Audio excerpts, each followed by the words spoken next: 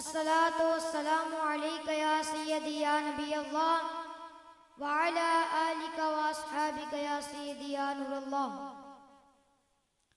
حمد و ثنا کے بعد معزز مشایخ اعظام، علماء اکرام اور عوام اہل سنت، السلام علیکم ورحمۃ اللہ وبرکاتہ۔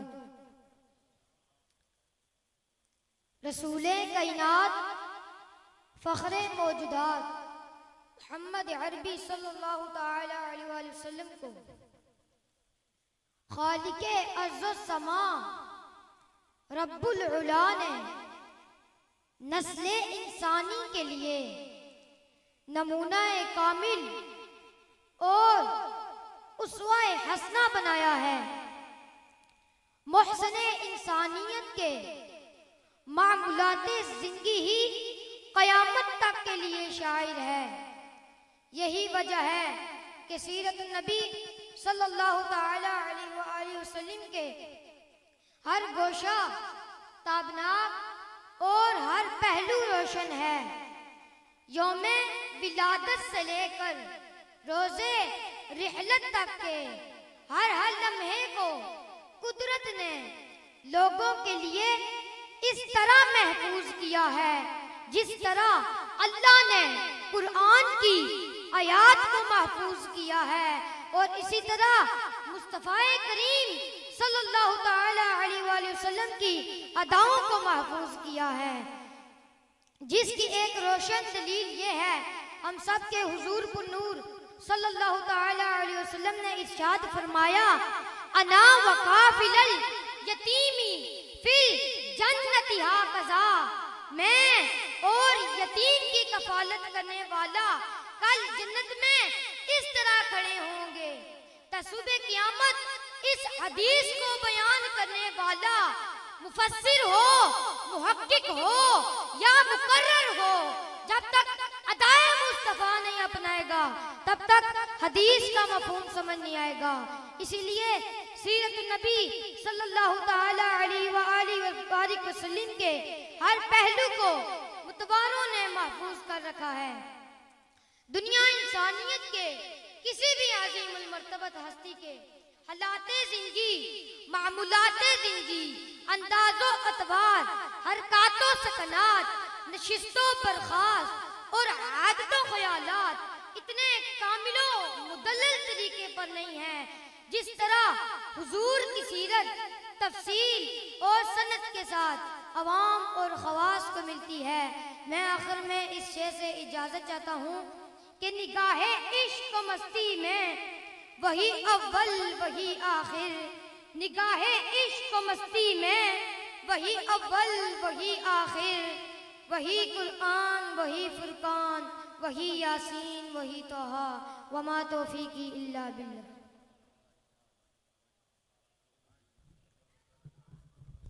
ماشاءاللہ، اللہم زد فزد بلائے سرش سے ہوش مندی میت آفت ستارہ بلندی۔ اللہ اس بچے کو نظر بد سے محفوظ فرمائے اور علم نافع عطا فرمائے۔ اب تشریف لاتے ہیں عبدالسمیع، اور وہ آپ کے سامنے اپنے خیالات کا اظہار کرتے ہیں۔ عبدالسمیع۔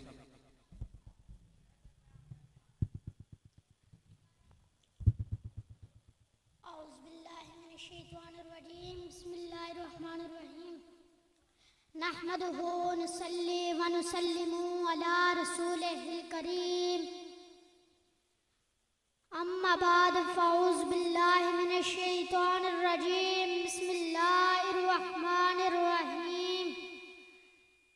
سارے مل کے پڑھیے، الصلاۃ والسلام علیک یا سیدی یا رسول اللہ، الصلاۃ والسلام علیک یا سیدی یا حبیب اللہ، الصلاۃ والسلام علیک یا سیدی یا رحمت للعالمین۔ حمد و ثنا کے بعد معزز علماء کرام، معزز سامعین، السلام علیکم ورحمت اللہ وبرکاتہ۔ دلوں میں وہ سوز باقی نہیں، دلوں میں وہ سوز باقی نہیں، وہ دل وہ آرزو باقی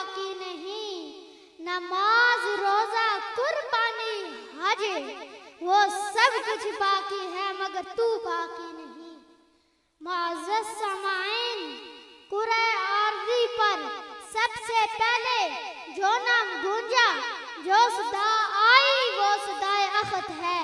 اس سال زمین پر حضرت آدم تشریف لائے، سب سے پہلے اس خطے پر ذکر الہی کی ہی زمزمہ سنجی ہوئی۔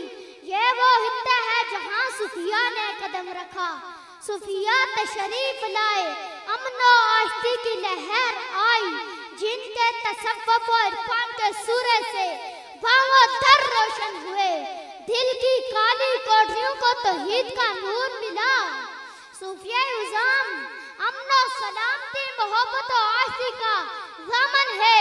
برے صغیر پاک و ہند میں سلام کی شمع ان سے محبت کے کالی میں ڈھال کر پیش کرنے والے صوفیہ کرام ہیں۔ معزز سامعین، یہ صوفیاء کا پیغام محبت ہی تھا کہ جو حضرت حسن بصری صوفی عقل کی صورت سندھ میں اسلام کے علم کو بلند کرنے سے صوفیہ کرام کے پیغام محبت کا نتیجہ ہی تھا کہ جو حضرت مجدد الفسانی اکبر بادشاہ کے زمانے میں بھی پرچم توحید و رسالت قائم کیے ہیں۔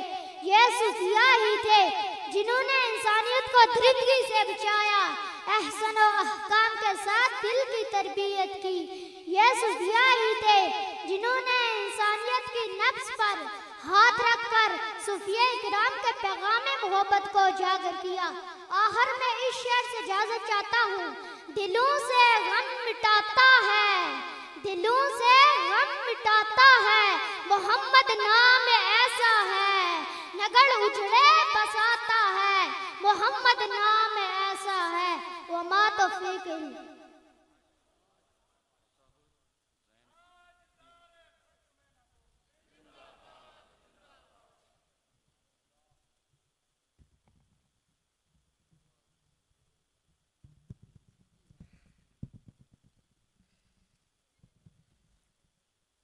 ماشاءاللہ انتہائی احسن انداز میں یہ دونوں عزیز محمد عثمان اور عبدالسمیع آپ کے سامنے اظہار خیال فرما رہے تھے۔ حضرات گرامی، حضور قبلہ مفتی شیر محمد خان صاحب اور حضور قبلہ سیدی عبدالرزاق صدیقی صاحب دونوں حضرات نے دارالعلوم محمدیہ غوثیہ مڑا بگو کے کردار اور اس کی معاملات پہ خوشی کا اظہار فرمایا۔ میں یہاں پر یہ بات عرض کرنا چاہتا ہوں کہ حضور ضیاء الامت رحمت اللہ تعالی علیہ کا خانوادہ، خواہ وہ آپ کی روحانی اولاد کی صورت میں ہو یا نسبی اولاد کی صورت میں، جہاں بھی کوئی علم مرکز قائم ہوتا ہے اس پہ انتہائی خوشی کا اظہار فرماتا ہے، کیونکہ یہ وہ پاک باز ہستیاں ہیں کہ جن کے شب و روز علم ہی کو پڑھاتے ہوئے گزرتے ہیں، اور حضور ضیاء الامت رحمت اللہ علیہ نے ساری زندگی اسی مشن کو قائم رکھا اور آگے اپنی اولاد اور اپنے شاگردوں کو یہی سبق دے کر گئے۔ میں نے حضور امین امانات حضور ضیاء الامت پیر محمد امین الاسناد شاہ صاحب کو خود یہ فرماتے ہوئے سنا کہ جہاں بھی میرے سیدی حضور ضیاء الامت کا چاہنے والا کو علمی مرکز قائم کرتا ہے، دارالعلوم بناتا ہے، وہاں پہ علم کی شمع روشن ہوتی ہیں۔ یہ حضور قبلہ پیر امین الاسناد شاہ صاحب کے الفاظ ہیں، آپ فرماتے ہیں تو میں کہتا ہوں کہ بابا کرم شاہ علاج دین کہ لوگوں آج کرم شاہ بابا ایک بار پھر زندہ ہو گیا ہے۔ تو یہ احسانات ہیں ان لوگوں کے، اور خود حضور ضیاء الامت رحمت اللہ تعالیٰ علیہ کے کہ جب قبلہ پیر صاحب نے اس مدرسے کے قیام کی اجازت طلب فرمائی تو حضور ضیاء الامت نے اجازت مرد فرمائی، دعا بھی فرمائی، نام بھی تجویز فرمایا، اور فرمایا اللہ 10 سال میں ضرور کامیابی عطا فرمائے گا۔ لوگوں تاریخ گواہ ہے کہ جب اس مرد کلندر کی دعا کا اثر دیکھیں کہ جب اس دارالعلوم کے قیام کو 10 سال مکمل ہو رہے تھے، اس دارالعلوم کی پہلی کلاس مرکزی دارالعلوم محمدیہ غوثیہ بیرا شریف میں دورہ حدیث شریف کے لیے داخلہ لینے جا رہی تھی۔ تو ابھی میں گزارش کروں گا، مسند ارشاد پہ تشریف فرما ہو چکے ہیں حضور قبلہ پیر سید محمد اقبال شاہ صاحب کہ آپ اپنے کلمات سے ملفوظات سے ہمارے قلوب و اذان کو اشنا فرمائیں گے۔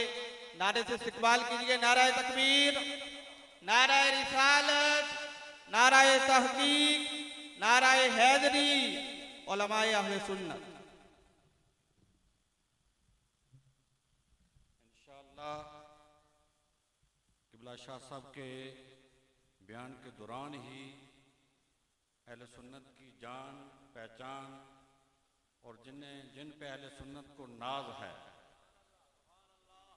حضور مفتی اعظم پاکستان حضرت علامہ مفتی منیب الرحمان آپ تشریف فرما ہو رہے ہیں اور آپ رات سے عیدگاہ شریف پہنچ چکے ہیں۔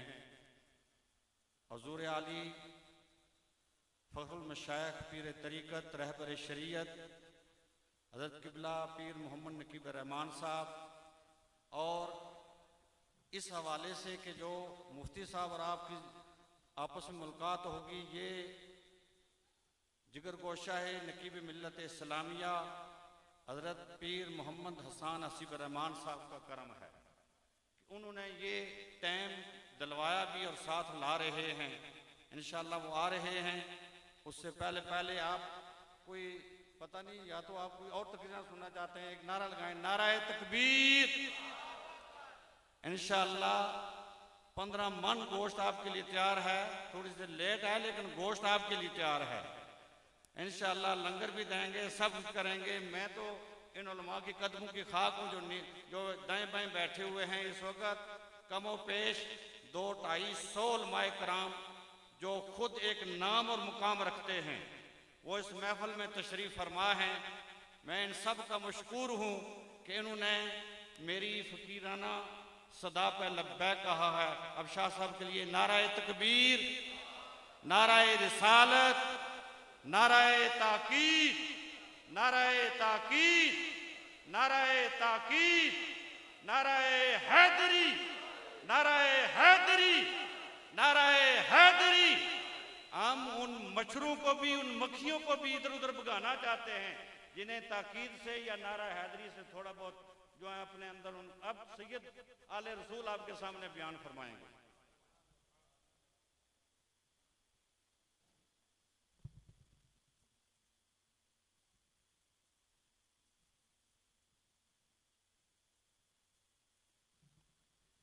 نحمده ونصلي ونسلم على رسوله الكريم، اما بعد، فاعوذ باللہ من الشیطان الرجیم، بسم اللہ الرحمن الرحیم۔ اذهب انت واخوک بآیاتی ولا تنیا فی ذکری، اذهبا الى فرعون انه طغى فقولا له قولا لینا لعله يتذكر او يخشى۔ صدق اللہ مولانا العظیم وبلغنا رسوله النبی الامی الکریم۔ تمام حضرات محبت سے حضور کی بارگاہ میں ہدیہ درود و سلام عرض کریں۔ الصلاۃ والسلام علیک یا رسول اللہ وعلی آلک و اصحابک یا حبیب اللہ، الصلاة والسلام عليك يا شفيع المذنبين وعلى آلك وأصحابك يا رحمة للعالمين. صاحبزادہ والا تبار ڈاکٹر ابوالحسن محمد شاہ صاحب دامت برکاتہم العالیہ، دیگر علماء کرام، سادات اعظام،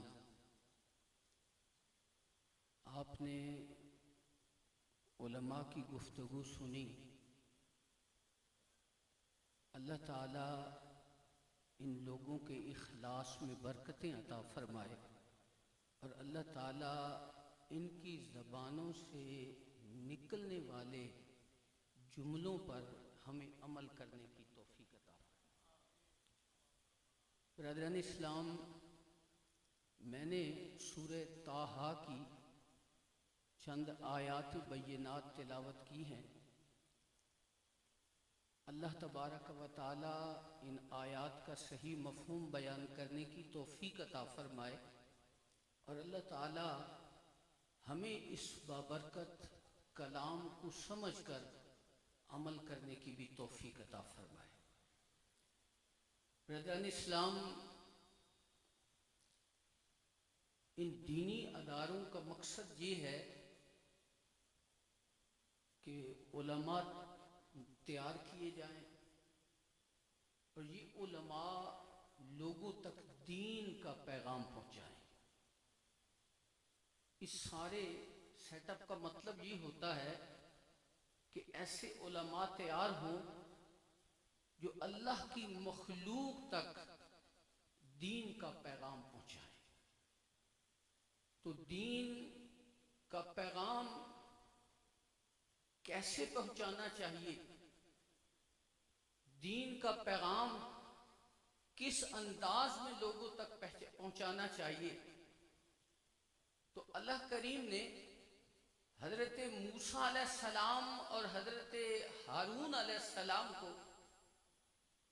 جب فرعون کو تبلیغ کرنے کے لیے بھیجا،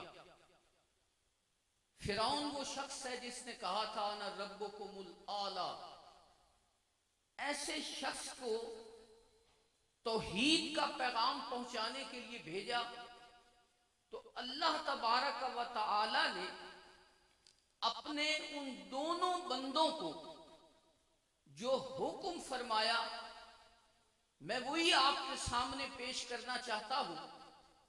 اگر ہم اس بات کو سمجھ گئے تو یقیناً ہماری زبانوں پر اللہ حکمت کے چشمے جاری فرما دے گا اور ہم جو بولیں گے لوگوں کے دلوں پر اثر بھی کرے گا. اللہ کریم نے ارشاد فرمایا اذهب انت واخوک، فرمایا اے موسیٰ کلیم تم اور تمہارا بھائی جاؤ. کیا چیز لے کر جاؤ؟ فرمایا بے آیاتی، میری آیتیں لے کر جاؤ. تو اس کا مطلب یہ ہے کہ عالم دین کو سب سے پہلے قرآن کریم کی آیات سے استفادہ کرنا چاہیے اور لوگوں کو اللہ کا قرآن سنانا چاہیے. کیونکہ حضرت ضیاء الامت رحمت اللہ تعالی علیہ ہمیں فرمایا کرتے تھے کہ اللہ کا کلام ہو یا حضور نبی کریم صلی اللہ علیہ وآلہ وسلم کی احادیث طیبہ ہو، ان کو ملمہ سازی کی ضرورت نہیں ہوتی. یہ خود اتنے حسین اور خوبصورت ہے، آپ بیان کریں گے اللہ تعالیٰ لوگوں کے دلوں پہ اس کو مؤثر فرما دے گا. اس لیے سب سے پہلے علماء کو چاہیے کہ وہ اللہ تعالیٰ کے کلام کو پڑھیں اور اللہ تعالیٰ کے کلام کو بیان کرے. جب آپ قرآن پڑھیں گے تو اس کا اثر یہ ہوگا کہ لوگوں کے دلوں کے اندر اس کا اثر ہوگا اور لوگ آپ کی بات سنیں گے اور لوگ آپ کی بات پر عمل بھی پیرا ہو جائیں گے. تو اللہ کریم نے حضرت موسیٰ کلیم کو اور حضرت ہارون علیہ السلام کو فرمایا کہ تم دونوں میری آیتیں لے کر جاؤ، میری نشانیاں لے کر جاؤ، تو حضرت موسیٰ علیہ السلام اور وہ حضرت ہارون علیہ السلام چلے، اور آگے قرآن نے ارشاد فرمایا اذهبا الى فرعون، کہ فرمایا تم دونوں فرعون کے پاس جاؤ، انہو طغا، فرمایا وہ سرکش بنا ہوا ہے، وہ سرکش ہے، اس نے خدائی کا دعویٰ کر دیا، لیکن فرمایا جب اس سے کلام کرنا ہے تو تمہارا لہجہ کیسا ہونا چاہیے، جب اس سے آپ نے گفتگو کرنی ہے تو آپ کی گفتگو کیسی ہونی چاہیے، تو قرآن نے ارشاد فرمایا فَقُولَا لَهُ قَوْلًا لَيِّنًا، اس کے ساتھ نرم لہجے میں گفتگو کرنی۔ یہ ہم علماء کے لیے میں گزارش کر رہا ہوں، اکثر میرے شاگرد یہاں بیٹھے ہیں، اس لیے آپ لوگ فارغ التحصیل ہو کر اب عملی زندگی میں جائیں گے تو آپ کو کس انداز میں لوگوں سے گفتگو کرنی ہے، تو قرآن کہہ رہا ہے کہ فرعون جیسے آدمی کے پاس بھی اگر جانا ہو تو فقولا لہو، فرمایا فقولا لہو قولا لینا، اس کے ساتھ بھی نرم لہجے میں گفتگو کرے۔ حضرت ضیاء الامت رحمت اللہ تعالی علیہ نے اس آیت کی تفسیر میں بڑا خوبصورت جملہ لکھا ہے، آپ نے فرمایا عالم دین کی، مبلغ اسلام کی گفتگو ایسی ہونی چاہیے کہ وہ جب بولے تو شہد کی نہریں بہنے لگے، وہ جب بولے تو دودھ کی نہریں بہنے لگے، لوگوں کے دلوں کو وہ خراب نہ کر رہا ہو بلکہ لوگوں کے دلوں کو جوڑ رہا ہو۔ فرمایا مبلغ کے لیے سب سے پہلی چیز یہ ہے کہ وہ نرم گفتگو کرے، آگے سے کتنا ہی بدماش آدمی کیوں نہ ہو، آگے سے وہ انا ربکم الاعلی کا دعویٰ کرنے والا کیوں نہ ہو، فرمایا فقولا لہو قولا لینا، آپ نے فرمایا، اللہ نے فرمایا اس کے ساتھ نرمی سے گفتگو کرنی ہے۔ اس کا مطلب ہے اگر آپ نرم لہجے میں گفتگو کریں گے تو فرمایا لعلہ یتذکر او یخشی، فرمایا کہ وہ شاید نصیحت حاصل کرے اور وہ اللہ سے ڈرنے لگے۔ تو یہ اللہ کریم نے سب سے پہلے موسیٰ علیہ السلام کو، ہارون علیہ السلام کو حکم دیا۔ ہم یہ ساری باتیں پڑھتے تو ہیں، ہمیں پتہ ہوتا ہے کہ حسن اخلاق کیا ہے، ہمیں پتہ ہوتا ہے دین کیا ہے، لیکن ہماری حالت یہ ہوتی ہے ہم لوگوں کو بیان کرتے ہیں، ہمارا عمل اس سے خالی ہوتا ہے، جس لیے ہم 1 گھنٹہ تقریر کرتے ہیں لیکن لوگوں کے دلوں پر کوئی اثر نہیں ہوتا، وہ خالی دامن لے کر آتے ہیں، خالی دامن لا کر واپس چلے جاتے ہیں۔ لیکن جو خوش نصیب اگر قرآن کریم کی آیتوں سے استدلال کرتا ہے اور وہ جو قرآن اور حدیث اس نے پڑھا اس کے اوپر اگر وہ عمل پیرا بھی ہوتا ہے تو اس کی زبان سے نکلنے والے جملے اللہ ان کو رائے گاہ نہیں فرماتا، جو بھی سنتا ہے اس کے اوپر وہ اثر ڈال دیتی ہے۔ آپ نے دیکھا ہوگا، آپ نے سنا ہوگا صوفیاء کرام، کبھی آپ نے کسی صوفی کو دیکھا ہے کہ وہ گھنٹہ گھنٹہ گفتگو کرے؟ وہ 1-2 جملے بولتے ہیں، لوگوں کی کیفیت بدل جاتی ہے۔ حضرت ضیاء الامت کے والد دادا محترم حضرت پیر امیر شاہ صاحب رحمت اللہ تعالی علیہ، ان کے بارے میں حضرت ضیاء الامت نے ہمیں یہ بات بتائی کہ ایک آدمی آپ کے پاس لایا گیا، کہا گیا حضور یہ نمازیں بھی نہیں پڑھتا، یہ شراب پیتا ہے، شراب نہیں چھوڑتا، ہم نے اسے بڑا منع کیا ہے، شراب نہیں چھوڑتا۔ حضرت پیر امیر شاہ صاحب رحمت اللہ تعالی علیہ نے ایک جملہ ارشاد فرمایا، بیٹا شراب نہیں پی، کوئی تقریر نہیں فرمائی، صرف ایک جملہ ارشاد فرمایا، بیٹا شراب نہیں پینی اور نماز پابندی سے پڑھنی ہے۔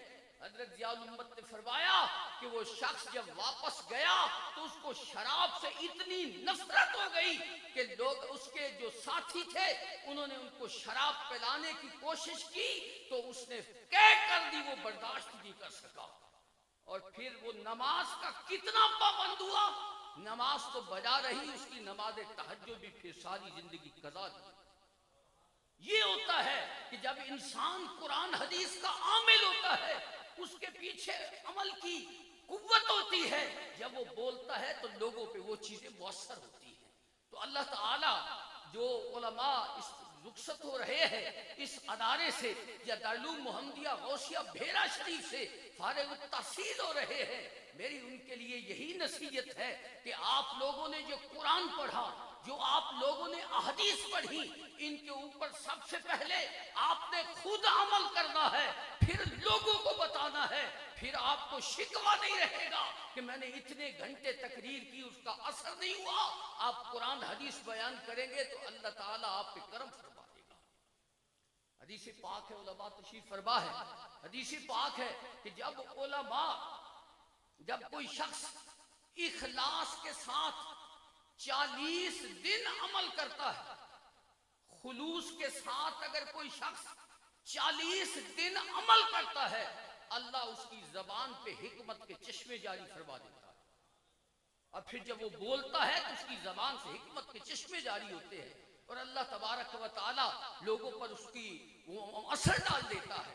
لیکن ہماری گفتگو کے اندر اثر کیوں نہیں ہوتا؟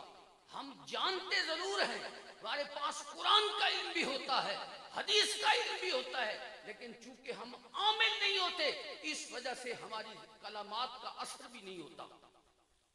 حضرت شیخ ابو سعید الخیر رحمت اللہ تعالی علیہ ایک بزرگ گزرے ہیں، ان کے پاس بو علی سینا آیا تھا۔ بو علی سینا ایک بہت بڑا مفکر آدمی گزرا ہے، فلسفی تھا۔ وہ کچھ دن آپ کی خانقاہ میں رہا، اور جب واپس جانے لگا تو اس نے حضرت ابو سعید الخیر کے خادم کو کہا کہ میں جا رہا ہوں، میرے بارے میں پیر صاحب جو ارشاد فرمائے مجھے لکھ کر بھیج دینا۔ توجہ فرمائیں، اس نے کہا مجھے لکھ کر بھیج دینا۔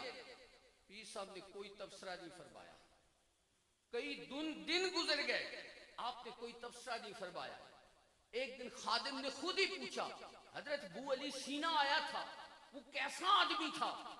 آپ نے ایک جملہ ارشاد فرمایا، میرے لیے اور آپ سب کے لیے یہ چیز قابل توجہ ہے۔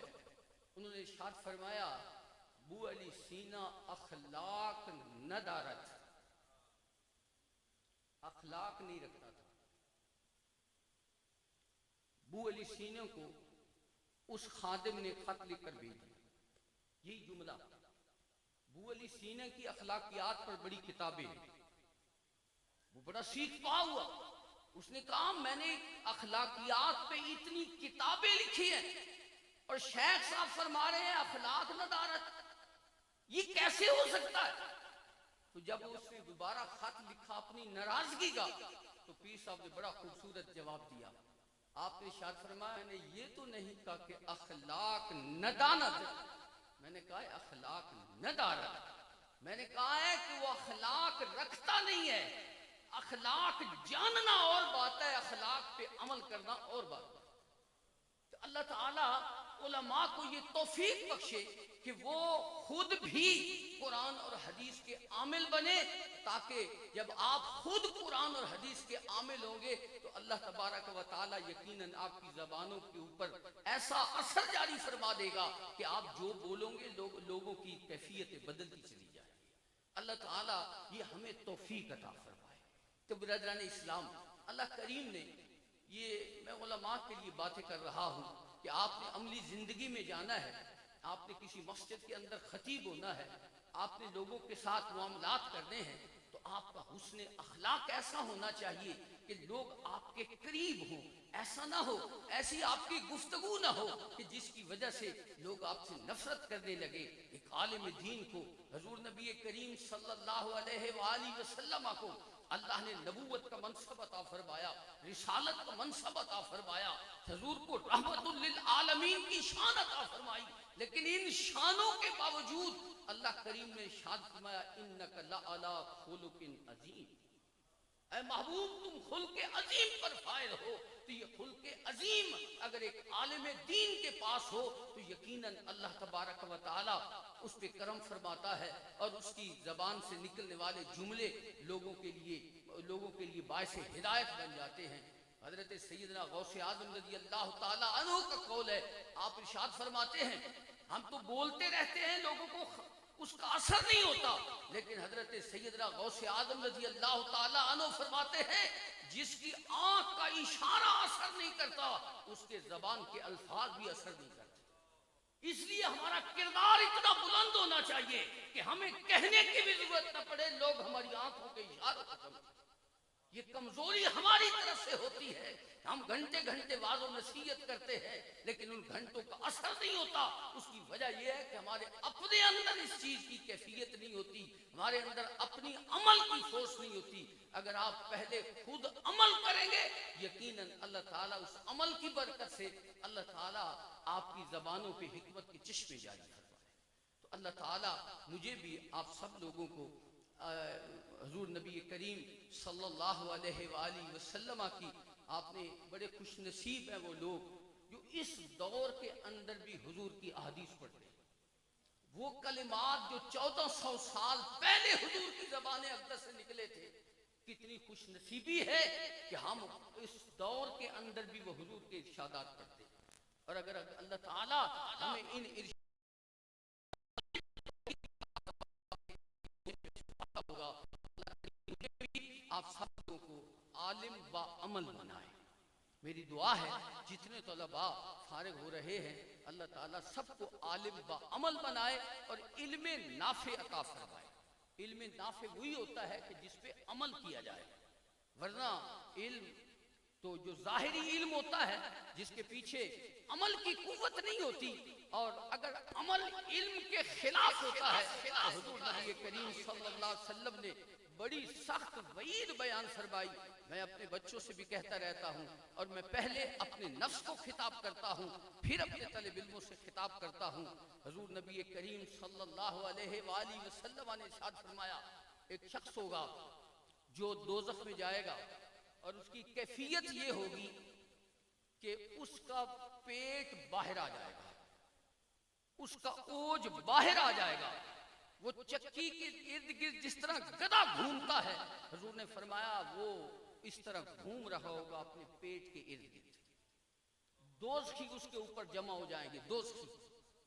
دوزخی کہیں گے حضرت تم تو ہمارے امام تھے, تم ہمارے خطیب تھے, تم دوزخ میں کیسے آ گئے؟ تم تو ہمیں واعظ و نصیحت کرتے تھے, تم تو ہمیں خیر کی باتیں بتاتے تھے, تم ہمیں برائی سے منع کرتے تھے, وجہ کیا ہے؟ تم یہاں دوزخ میں کیسے آ گئے؟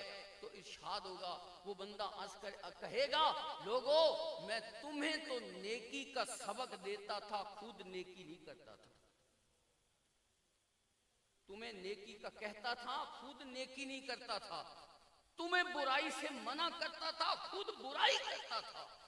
اس وجہ سے اس معاشرے کے اندر بگاڑ یہ ہے کہ ہر مسجد کے اندر جمعہ ہو رہا ہے, ہر مسجد کے اندر واعظ و نصیحت ہو رہی ہے, لیکن لوگوں کی کیفیت کیوں نہیں بدلتی؟ اس کی وجہ یہ ہوتی ہے کہ ہم جیسے جب بیان کرنے والے ہوتے ہیں ان کے پیچھے عمل کی قوت نہیں ہوتی, جس کی وجہ سے لوگوں پہ اثر بھی نہیں ہوتا. تو میری دعا ہے کہ اللہ کریم مجھے بھی آپ سب لوگوں کو دین کی اخلاص کے ساتھ خدمت کی توفیق عطا فرمائے. وآخر دعوانا الحمدللہ.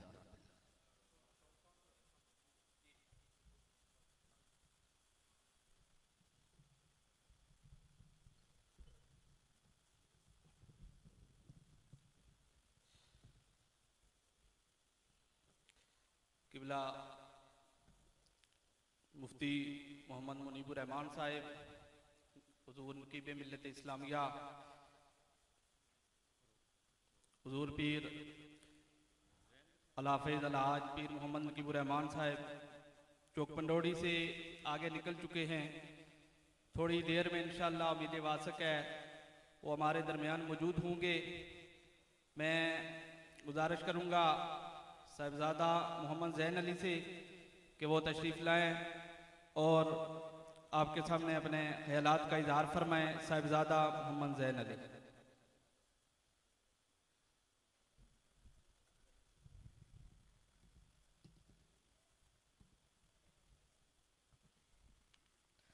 Starting with the holy and great name of Allah, who is the most merciful and most beneficent, who created man from a clot of congealed blood, who is the king of all the king and end of all the ends, who is the master of the day of judgment. Today I get a chance to speak in front of you about Prophet peace be upon him. He was the last and final messenger of Allah Almighty. Allah sent him to guide people and to teach us how to live a life of peace and harmony. Prophet peace be upon him was born in Makkah in 570 AD. He was raised by his loving parents and known for his kindness and honesty, even before he became a prophet. As he grew up, he started to distance himself from the idol worshipping of the people around him and would often retreat to cave to meditate and seek guidance from Allah Almighty. Dear audience, when Prophet peace be upon him was 40 years old, he received first revelation from Allah Almighty through Angel Jibreel alayhi salam. From that moment on, he dedicated his life to separating the message of Islam and teaching people about oneness of Allah Almighty. He preached love, compassion and kindness. His message was one of peace and unity. Prophet peace be upon him faced many challenges throughout his life. He was ridiculed, mocked and even physically assaulted by the people who opposed his message. But despite all the obstacles, he continued to preach the message of Islam with kindness and compassion. Prophet peace be upon him was not only a spiritual leader but also a political leader who established a just and fair society in Medina Munawwara. He attended everyone with respect and kindness regardless of their race or color. Prophet peace be upon him is an inspiration for all of us. We should strive to follow his example and spreading his message with peace and unity. At last, I sum up my speech by these lines of Allama Muhammad Iqbal. Ki Muhammad se wafa tune to hum tere hain. Ki Muhammad se wafa tune to hum tere hain. Ye jahan kya cheez hai, loh kalam tere hain. Wa ma alayna illa al-balagh.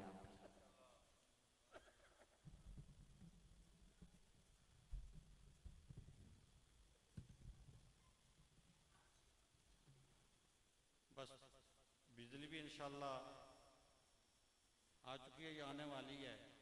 بہرحال یہ تھوڑی سی تیاری ہے قیامت کے لیے اور ہونی چاہیے.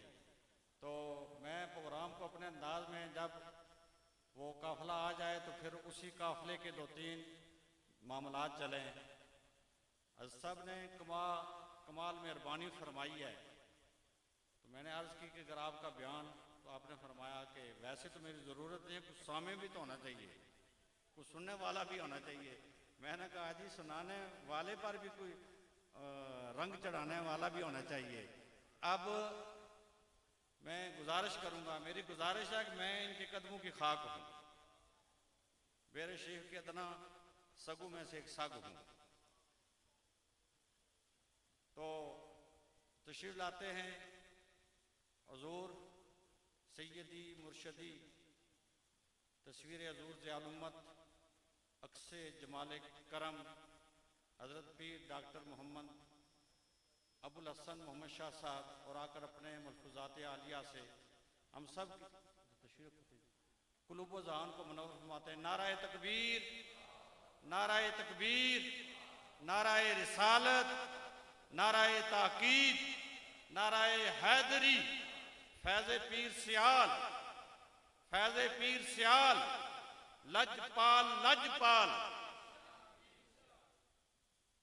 اور حضور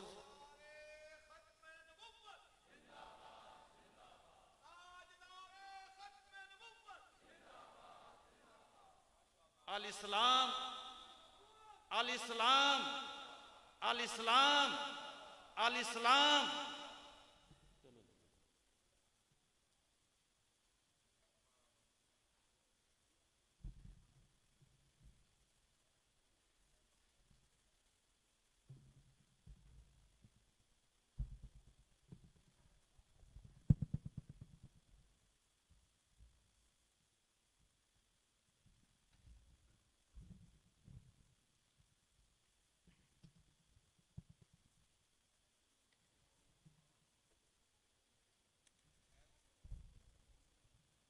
الحمدللہ رب العالمین والسلام